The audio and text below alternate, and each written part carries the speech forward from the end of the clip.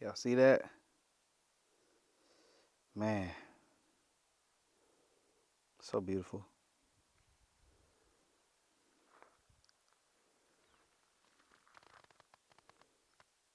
So beautiful.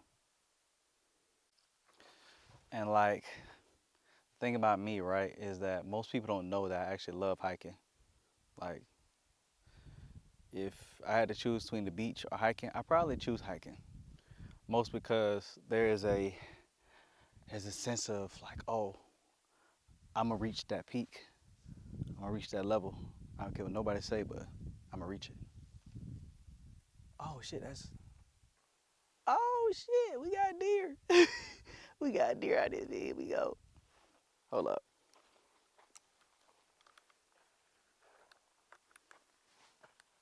Damn, they just left. Damn. Hold up. Uh, we're just gonna keep it moving. Gonna be careful though.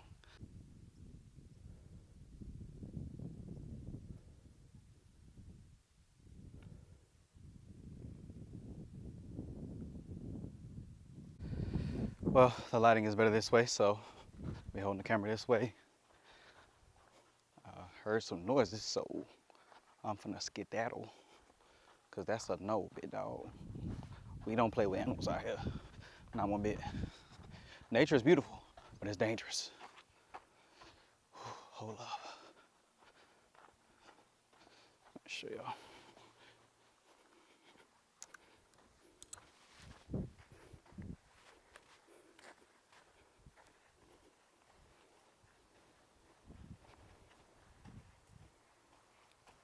That's the thing about these trails and canyons. These paths, boy, they a cheat code. Think to myself, I'm like, you know what? What was it like when they didn't have these? Really, really, what was it like?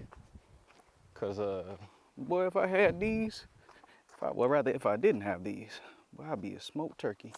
I really would be, cause ain't no way. You mean to tell me I gotta carve out a path? That way I know where I'm going. And there are some people that's just like, you know what? I'm gonna make my own path. And those folks you gotta watch out for. They probably got like 10 guns, 12 knives to protect themselves. And I just got it in a tripod. It's aluminum. But you know, it gets the job done. See, look, now I can be nosy. Who house this is? Who house this is? I have no clue, but shout out to these people. What Mary say?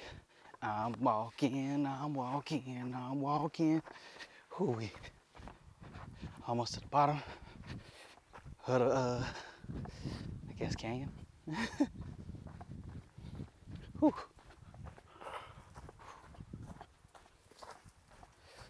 Almost there. I'm almost there. Whew.